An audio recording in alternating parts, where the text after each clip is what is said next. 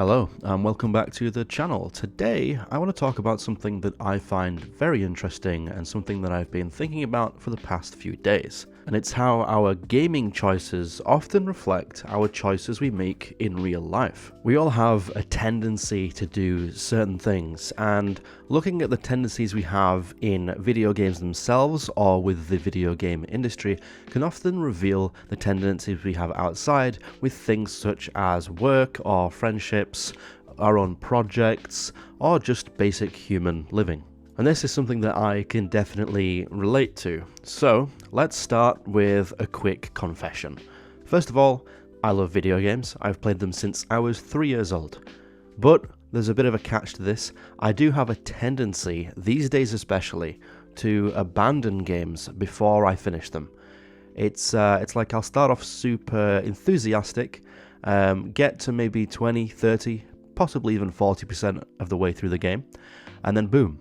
I find myself on YouTube watching, videos such as top 15 indie games released this month, or the best free-to-play shooter games to play in 2024, etc.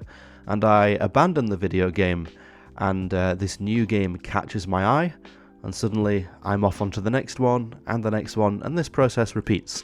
And I'm sure this sounds familiar to some of you watching. Where this gets interesting is that I've noticed this pattern doesn't stop with video games alone. In my professional life and personal projects, like the video game I'm working on, or I used to have a jewelry business, I created a perfume business at one point. You're seeing a pattern here, right? I also created a plushie business. So you can see that I start to dive into these personal projects that I'm working on. I often find myself starting out strong with them, and then over the course of maybe a few months or even years, they slowly fizzle out.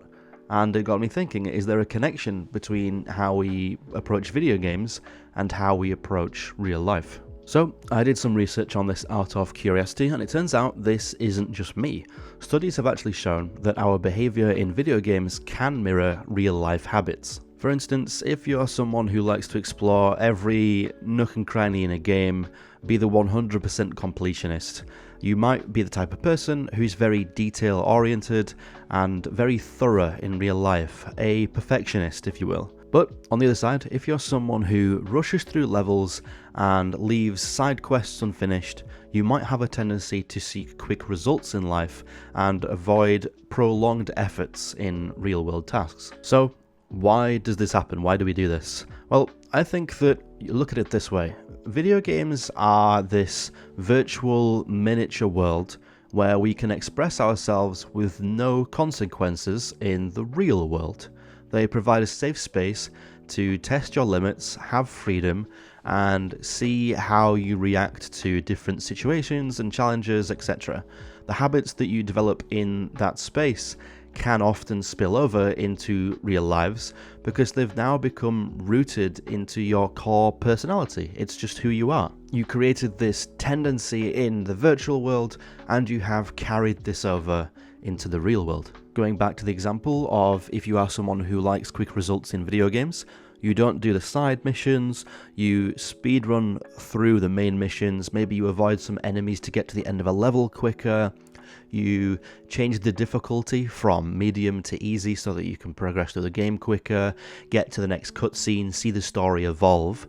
You probably have a tendency to try and do the same thing in real life. Let's say you started a business, maybe you will abandon it or try and get through it quicker rather than spending the time to correctly build something such as the correct branding, a website, do some marketing, look into things such as Facebook or Twitter or social media ads, influencer marketing, etc. You might just dive in, buy your product, and try and sell it as quickly as possible on some marketplaces such as Vinted, eBay, Etsy, etc. Because you're seeking that quick term, that quick profit, that quick sense of success, rather than attacking it in a very precise and very thought-through, thorough approach. So maybe we can look at the way that we attack video games and do something about the way we attack real life situations. We can use the knowledge of our video game tendencies to our advantage.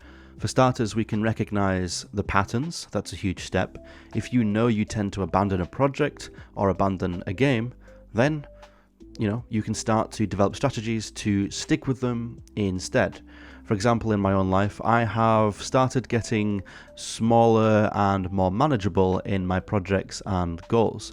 Instead of trying to do several projects and businesses at once, I have cut down the amount of things I am doing. I often call myself the jack of all trades, master of none. I would do, let's say, 4 businesses at once while working a full-time job and trying to do YouTube on the side. I've now cut down the amount of things I'm doing to, let's say, the top 3, and the other ones have been pushed back, and I'm really going to try and push the core focuses forward for the next foreseeable future, whether it's months, years, who knows. The approach that you would take with video games is, let's say, instead of thinking, oh, I need to finish this entire video game, that could be quite a daunting task. This game could take 16 hours to complete. Maybe you aim to complete a specific amount of missions before you move on to the next game. In doing so, you could play the game for, let's say, 4 to 5 hours, and it could result in you getting quite hooked on the game, and you choose to progress further instead of abandoning after, the few missions that you initially set out to complete. Or maybe you do choose to play another game, but you enjoyed the original game so much that you eventually come back to it and finish it off in sections. So the tactic here would be, maybe if you get bored or you feel stuck, switch the task for a bit and keep things fresh, but make sure that you do come back to what you're doing initially to maintain the interest and prevent burnout. Also, don't forget the importance of taking breaks, sometimes stepping away from real life situations if you can, or even video games as well can help give you a new perspective and renewed energy to tackle the video game or the project that you are working on. I strangely often find that if I'm doing bad at a video game, taking a break for a few days to a few weeks and then attacking it later, I will find that suddenly I feel like I'm much better at the game, I approach it from a different angle, and I can suddenly complete the mission, or I'm better at the multiplayer side of things, etc.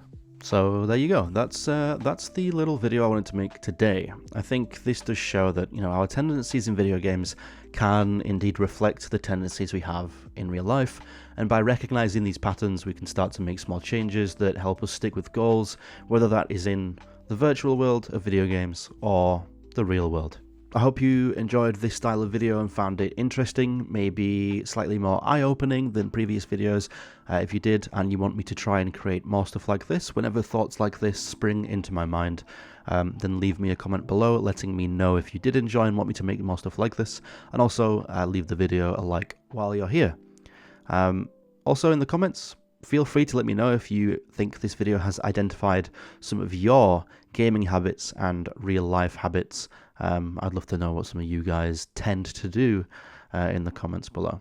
So yeah, thanks for watching this one. I'll see you in the next video. Goodbye.